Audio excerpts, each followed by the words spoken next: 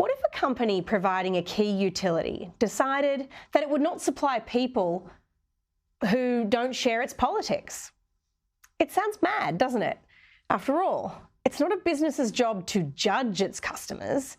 Its job is to earn a profit for shareholders. And yet, a story out of the UK should make everyone with a non-woke point of view shiver in their boots.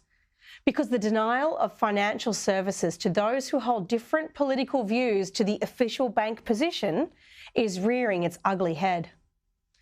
Nigel Farage is a broadcaster and the former leader of the UK Independence Party, one of the main drivers of the push to Brexit. He found himself debanked by Coutts, one of the UK's oldest banks. What does that even mean, debanked? Well, they rejected him as a customer without notice or warning and without natural justice or due process, cut off his access to his own funds, to his own property. Let's be clear here. It's contrary to law to deny a person their own property without a crime or even a civil wrong being proven. But Coutts did. Now, that might be understandable if he was breaching sanctions with Russia or North Korea, laundering drug money or funding terrorists. Indeed, you might have assumed he had been to receive such a drastic sanction. Well, in fact, Coutts' Wealth Reputational Risk Committee simply decided that, although he is a viable customer, they just didn't like the things that he stood for. They said his views didn't align with our values. In short, they've used their ESG policy, the same environmental, social and governance principles that are being used to deny loans to coal projects and to offer jobs not based on merit, but on the basis of genetic attributes unrelated to whether one is qualified to do a job. You know, things like race. You might be wondering how they made such an assessment. Well, someone inside the bank collected personal information about him into a dossier spanning some 40 pages, covering matters as detailed as what he retweets, before making a character assessment that appears more like the work of a juvenile student politician rather than the mature work we expect bankers to be able to do when they are entrusted with our lifetime's earnings. Here's what Nigel Farage was presented with in this letter. Word searches are really interesting. Brexit is mentioned 30 times. Russia is mentioned 22 times. But that's fine. All these people do is take every negative press article about me they possibly can and collate it in this document. Donald Trump, well, of course, he gets a mention 14 times. Racist is mentioned 9 times. Well, I thought it might be. And politically exposed person 5 times.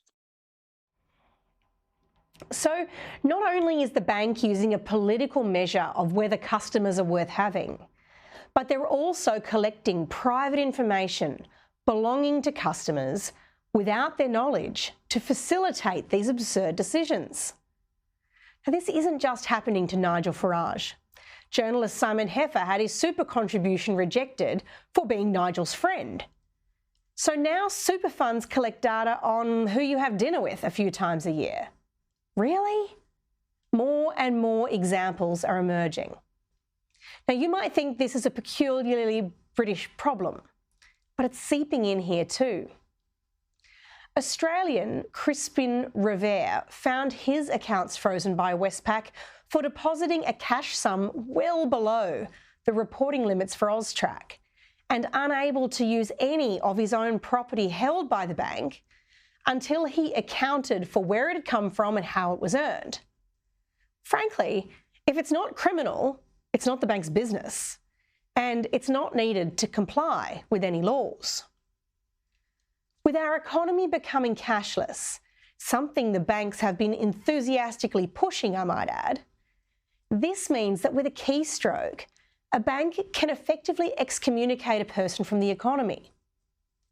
Take the terms and conditions from the Commonwealth Bank's electronic banking policy.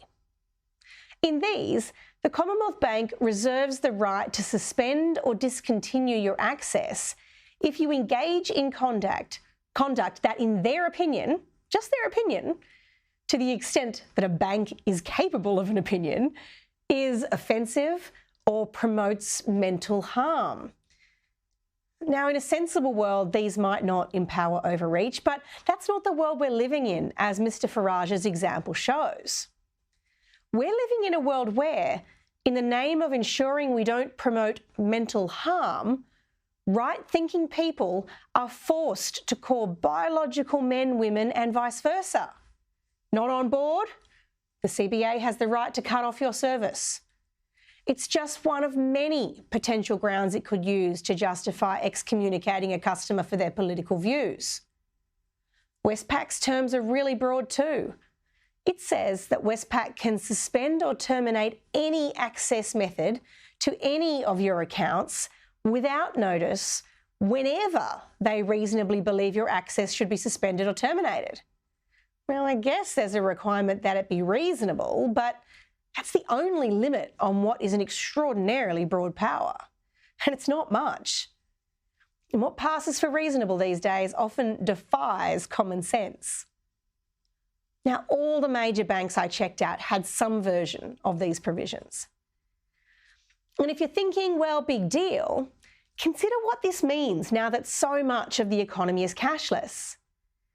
It effectively excludes you from all commercial activity. Unable to pay the rent or the mortgage, unable to buy a card, to use a card to buy food, unable to pay the fare to commute to work. You get the idea. With this one move, a bank can destroy a person, making them homeless and destitute, no matter how industrious or educated they may be. And if Nigel Farage's example is anything to go by, well, they're prepared to do it on the basis of your political opinions.